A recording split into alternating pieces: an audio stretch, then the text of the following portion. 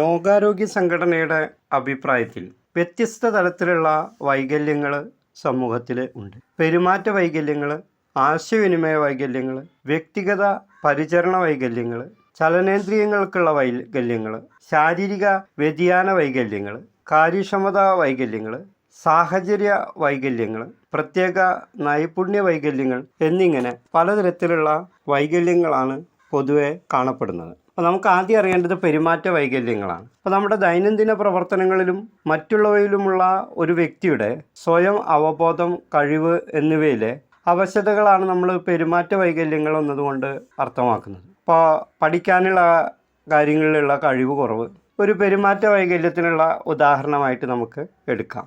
അതുപോലെ സന്ദേശങ്ങൾ സൃഷ്ടിക്കുന്നതിനും പുറപ്പെടുവിക്കുന്നതിനും സന്ദേശങ്ങൾ സ്വീകരിക്കുന്നതിനും മനസ്സിലാക്കുന്നതിനുമുള്ള ഒരു വ്യക്തിയുടെ കഴിവ് കുറവാണെങ്കിൽ അതിനെയാണ് നമ്മൾ ആശയവിനിമയ വൈകല്യങ്ങളെന്ന് പറയുന്നത്. അപ്പോൾ രണ്ടാമത്തെ വൈകല്യം എന്ന് പറയുന്നത് ആശയവിനിമയത്തിലുള്ള വൈകല്യമാണ്. അപ്പോൾ സന്ദേശങ്ങൾ സൃഷ്ടിക്കുന്നതിനും രൂപപ്പെടുത്തുന്നതിനും സന്ദേശങ്ങൾ സ്വീകരിക്കുന്നതിനും മനസ്സിലാക്കുന്നതിനുമുള്ള ഒരു വ്യക്തിയുടെ കഴിവ് കുറവിനെ നമ്മൾ എന്ത് വിളിക്കും? ആശയവിനിമയ വൈകല്യങ്ങളെന്ന് ആണ് വിളിക്കുന്നത്.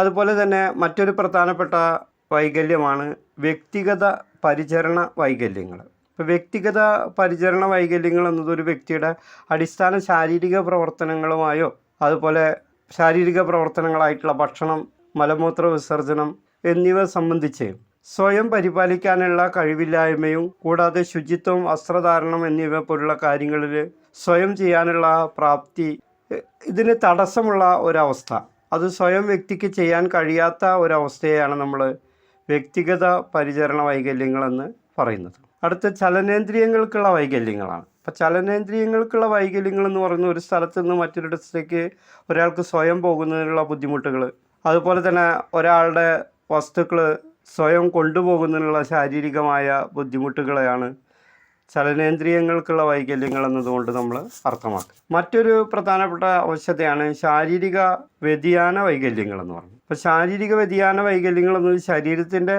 അവയവങ്ങളുമായി ബന്ധപ്പെട്ട വ്യക്തിരക്തമായ പ്രവർത്തനങ്ങൾ നിർവഹിക്കുന്നതിനുള്ള വ്യക്തിയുടെ കഴിവില്ലായ്മയാണ് സൂചിപ്പിക്കുന്നത്. അപ്പോൾ വീട്ടിലെ ജോലികൾ നിർവഹിക്കുന്നതിനുള്ള ബുദ്ധിമുട്ടുകൾ, അതൊക്കെ ശാരീരിക വ്യതിയാന വൈകല്യങ്ങൾക്ക് നമുക്ക് ഉദാഹരണമായിട്ട് പറയും. കാര്യക്ഷമത വൈകല്യങ്ങൾ എന്ന് പറയുന്നത് ശാരീരിക ചലനങ്ങളിലെ കഴിവും നൈപുണ്യത്തിലുമുള്ള ബുദ്ധിമുട്ടുകളെയാണ് കാര്യക്ഷമത വൈകല്യങ്ങളെന്ന് നമ്മൾ പറയുന്നത്. ഇപ്പോൾ കൃത്രിമ കഴിവുകളും നിയന്ത്രണ സംവിധാനങ്ങളെ നിയന്ത്രിക്കാനുള്ള കഴിവില്ലായ്മയൊക്കെ ഇതിൽ ഉൾപ്പെടുന്നു എന്ന് കാണാനായിട്ട് പറ്റും. മറ്റൊരു വൈകല്യമാണ് സാഹചര്യ വൈകല്യങ്ങൾ എന്നത്.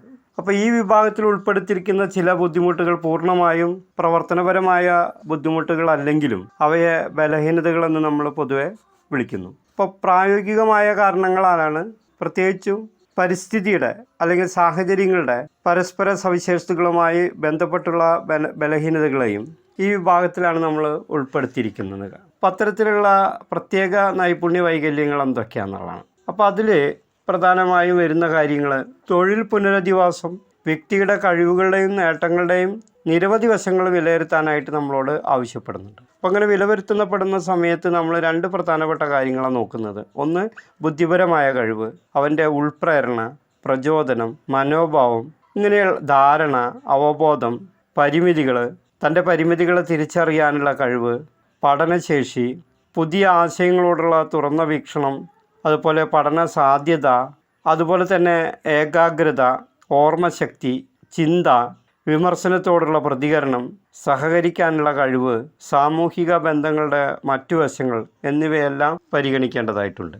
ഇനി കർത്തവ്യങ്ങൾ പൂർത്തീകരിക്കാനുള്ള കഴിവുകൾ എന്ന് പറയുമ്പോൾ കർത്തവ്യങ്ങൾ ആസൂത്രണം ചെയ്യാനുള്ള ശേഷി, പ്രശ്നപരിഹാരത്തിനുള്ള വഴക്കം, വിഭവസമൃദ്ധി, പൊരുത്തപ്പെടൽ, പൂർത്തീകരണത്തിലുള്ള സ്വാതന്ത്ര്യം, കർത്തവ്യത്തിനാവശ്യമായ പ്രചോദനം, താല്പര്യം, സ്വന്തം ജോലി നിയന്ത്രിക്കാനും മറ്റുള്ളവരുമായി താരതമ്യപ്പെടുത്തുവാനുള്ള കഴിവ്, അതിൻ്റെ വ്യക്തമായ രീതിയിലുള്ള ഒരു ഏകോപനം, ചെയ്യുന്നതിലുള്ള വൈദഗ്ധ്യം, കൃത്യത, ഔചിത്യം, കൃത്യനിഷ്ഠത, സുരക്ഷാ പെരുമാറ്റങ്ങൾ, സഹിഷ്ണുത, ജോലി സാഹചര്യങ്ങളുമായി ബന്ധപ്പെട്ടുള്ള ക്ഷീണം, പ്രകടന നിരക്ക്, പ്രകടന നിലവാരം, ഇതെല്ലാം അതുമായി ബന്ധപ്പെട്ട്. അപ്പോൾ ഈ വിശേഷണങ്ങളിൽ ഭൂരിഭാഗവും ഇതിനകം തന്നെ വൈകല്യങ്ങൾ, ബലഹീനകൾ എന്ന തരത്തിൽ വേർതിരിക്കലുകളിലേക്ക് അല്ലെങ്കിൽ തരംതിരിക്കലുകളിൽ ഉചിതമായ സ്ഥാനത്ത് ഉൾപ്പെടുത്തിയിട്ടുണ്ടെന്ന് കാണാൻ. എന്നിരുന്നാലും മറ്റെവിടെയെങ്കിലും ഉൾപ്പെടുത്തിയിട്ടില്ലാത്ത ചില തൊഴിൽ സംബന്ധമായ ശാരീരികവും മറ്റ് കഴിവുകളും ഉൾക്കൊള്ളേണ്ടതും ആവശ്യമാണ്. പിന്നെ നമ്മൾ ഈ അധ്യായത്തിൽ ഓർത്തിരിക്കേണ്ട മറ്റൊരു പ്രധാനപ്പെട്ട സങ്കല്പമാണ് ഇമ്പയർമെൻറ്റ് അഥവാ ബലഹീനതകൾ എന്നുള്ളത്.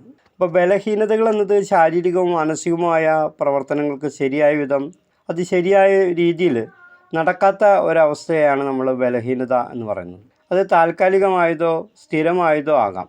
ബലഹീനതകൾ ശാരീരികമായ ഒരു അസന്തുലിതാവസ്ഥയാണ് ശരിക്കും പറഞ്ഞു കഴിഞ്ഞാൽ.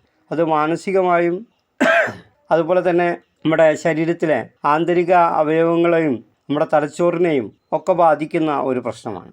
ഈ ബലഹീനതകൾ നിർവചിച്ചിരിക്കുന്നത് പൊതുവെ ശരീരശാസ്ത്രപരമായ ഘടനയുടെ ഏതെങ്കിലും നഷ്ടം അല്ലെങ്കിൽ അസാധാരണത്വം എന്ന വാക്കാണ് അതിന് ഉപയോഗിച്ചിരിക്കുന്നത്. ഇപ്പോൾ ലോകാരോഗ്യ സംഘടന ഈ ബലഹീനതകളെ 9 വിഭാഗങ്ങളായിട്ടാണ് തരംതിരിച്ചിരിക്കുന്നത്. ബുദ്ധിപരമായ ബലഹീനതകൾ, മറ്റു മാനസികമായ ബലഹീനതകൾ, ഭാഷാ തരത്തിലുള്ള ബലഹീനതകൾ, ശ്രവണ സംബന്ധമായ ബലഹീനതകൾ, കണ്ണിനോ കാഴ്ചയെയോ സംബന്ധിച്ചുള്ള ബലഹീനതകൾ, യുക്തിപരമല്ലാത്ത ചിന്തകളെ സംബന്ധിച്ചുള്ള ബലഹീനതകൾ, അസ്ഥികളുടെ ബലഹീനതകൾ, വൈരൂപ്യ ബലഹീനതകൾ, പൊതുവായ ഇന്ദ്രിയ സംബന്ധമായ ബലഹീനതകൾ, അങ്ങനെ 9 തരത്തിലുള്ള ബലഹീനതകളായിട്ടാണ് അതിനെ തരംതിരിച്ചിരിക്കുന്നതെന്ന് കാണാനായിട്ട്. അപ്പോൾ അതിൽ ബുദ്ധിപരമായ ബലഹീനതകൾ എന്താണെന്ന് നമ്മൾ മനസ്സിലാക്കേണ്ടതായിട്ട് ഉണ്ട്.